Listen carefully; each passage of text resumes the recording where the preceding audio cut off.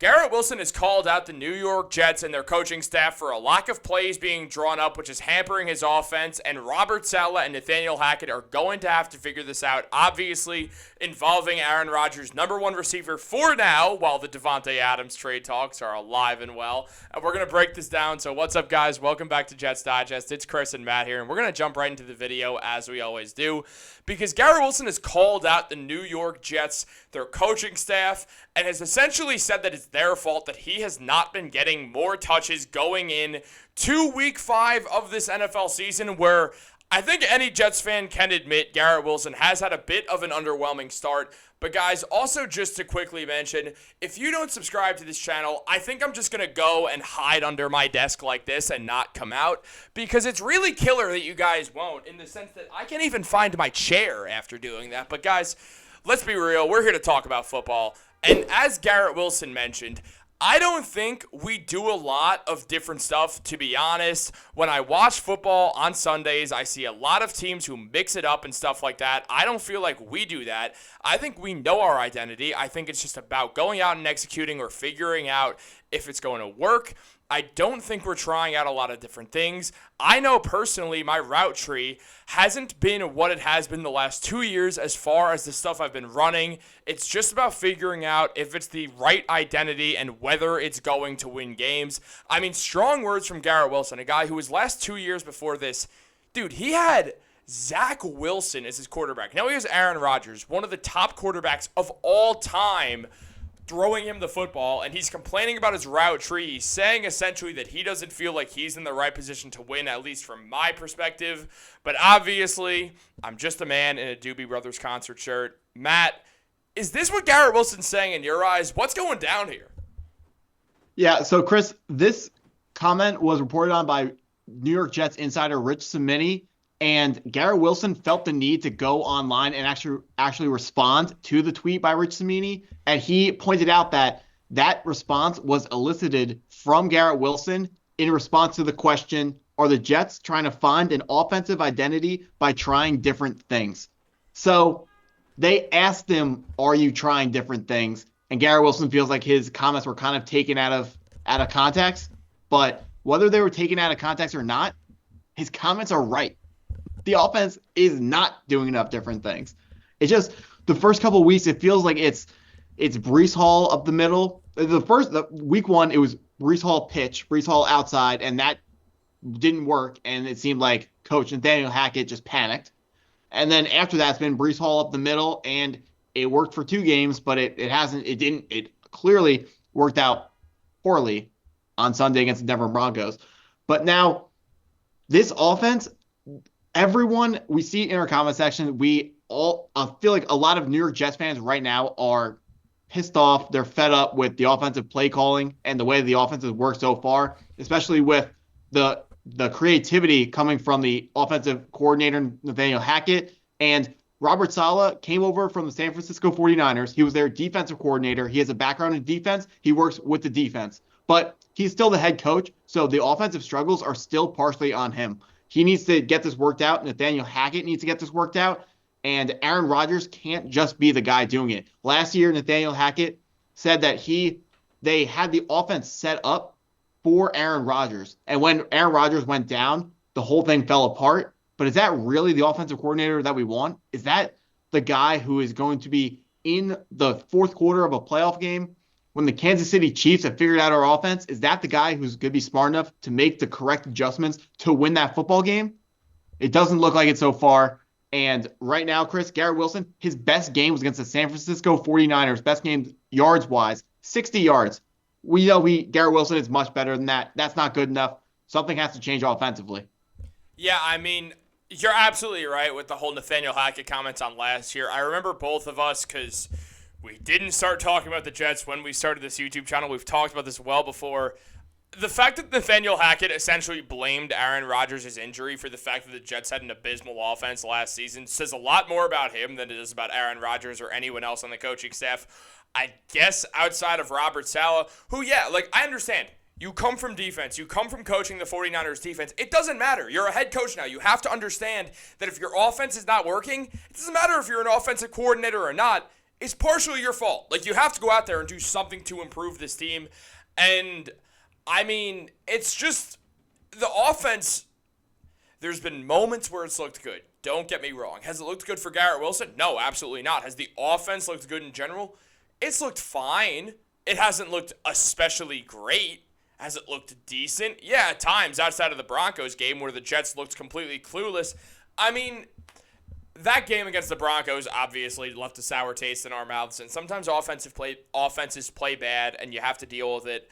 But regardless, it felt like a Zach Wilson game with the way nothing was happening offensively.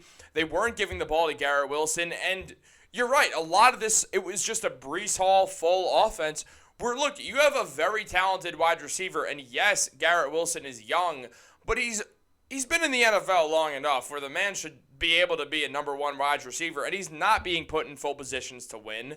And looking at it, yeah, I wish Garrett Wilson was playing better. And part of it, yeah, he's dropped some passes, and that is a huge part of the fact why Garrett Wilson has not been playing better. There's been some drops. There's been some issues on Garrett Wilson's end that he has to clean up. But regardless, you also go back to it, and it's just hard to imagine how this New York Jets offense has become so stagnant when you have Breece Hall, when you have Garrett Wilson, when you have Aaron Rodgers. And, I mean, not to bring it back to Devontae Adams because we have talked so much about him, and obviously those talks are not going to stop anytime soon. There's always going to be more Devontae news coming out. But it's another reason of, like, yeah, this team, it could use Devontae Adams on offense because clearly they need another playmaker. Garrett Wilson has been great, and I'm not trying to say Garrett Wilson has not been great or that's his fault. Nathaniel Hackett has been suspect since he got this job. I mean, again, as you put it, like the fact that he's blaming the fact that Aaron Rodgers got injured, like you didn't have any semblance of a backup plan, is really disturbing for an offensive coordinator who, for a team who's contending. Ever since they got Aaron Rodgers, the Jets have been thrusted into contention. They went 7-9 before getting him. They were a team that it really felt like, hey, a quarterback changes things around here. And a quarterback should be changing things around here. And now they're 2-2. They're going to play the Vikings, who are 4-0. It's a situation where, yeah, y'all need to figure this out on offense because their defense looks good enough. Now you're going up against the Vikings, and I mean you're lucky enough that it's not a home game; it's a neutral setting in London. But still, the Vikings defense is absurd. This is not the type of game where you turn on the TV and look for Garrett Wilson to have a bounce back game. Not against the Vikings defense, Matt. Yeah, so the Vikings defense, they got their defensive coordinator, Brian Flores, who's known for blitzing a lot. Yeah. So the offensive line is going to have to be ready to face those blitzes, and they got to bring their A game. Last weekend against the Denver Broncos, the Jets had 5 false start penalties, and some of those could have came from being afraid that their man was going to beat them off the line and worried about protecting Aaron Rodgers. They got to get that worked out. It's going to be a neutral site game, so it's not a true away game. So it's not the crowd isn't going to be getting super loud when the Jets are on offense like it would at the Vikings home stadium. But they really got to make sure they clean up those penalties. We got to remember, Nathaniel Hackett, before coming to the New York Jets, was the head coach of the Denver Broncos, a team that also had a ton of pre-snap penalties. We've talked so much about the Jets having these operational issues, problems getting the play called, problems getting to the line of scrimmage and getting the ball snapped before the play clock hits 0. Those have to stop for this Jets team to take the next step into contention, because you talked about how the defense has been good enough, and I think that's a great point because they have not been elite. They've been good enough. The run defense has been suspect. Pass defense been class. Pass defense has been great. It always will be great as long as we have Michael Carter, Sauce Gardner, DJ Reed. Those guys are amazing at that. They're going to completely shut down the pass game. Jets defense, they're going to remain solid, probably graduate to good, but the offense has to be able to give them some support. You said last year it felt like we were watching Zach Wilson again, and that was a perfect encapsulation of what it felt like, because 9 points, they gave up 10 points and lost, no touchdowns. That screamed 2023 New York Jets, Zach Wilson. Defense save us. I just feel like you're going to sit here and tell me if only we had a quarterback on Sunday, we would have won that game. We had the quarterback. Something's got to change, Chris. Something's got to change. I mean, I won't lie. I'm not new to watching the Jets play football. This isn't something I just picked up. I have never And given I'm watching the Jets closely more than every other team, obviously, but I have never seen a team that seemingly has no semblance of the play clock. Like, how so often has the ball not been snapped and there's 2 seconds left? Obviously, the defense knows that a pass is being called at that moment. It's not some shocker to them. Garrett Wilson's not fully wrong. He's not being put in a chance to succeed, which is absurd when Aaron Rodgers is your quarterback. Yeah, when Zach Wilson was the quarterback, no kidding, Garrett Wilson wasn't put in a position to succeed. He has Zach Wilson as his QB. He has Aaron Rodgers, one of the greatest football players of all time, top 15 player of all time in my mind, throwing the ball to him. And somehow there's 2 seconds left, and the ball hasn't been snapped off yet, and I'm screaming at my TV like a lunatic to snap the ball like I'm the head coach. Mind you, as I already said, the defense knows it's coming. They know it's coming with 2 seconds left on the play clock. They're aware that it's not going to be some fake. It's not anything. They know the ball's getting snapped because the Jets, they're not going to let the time run out. Except for the fact that they might. Have. They did it 5 times on Sunday. Except for the fact that they have. They've done this already. The clock runs out. I mean, there's a point where when you just look at this and you're like, it's not Aaron's fault. It's definitely not Garrett's fault. It's not Breece Hall's fault. It's Saleh's fault.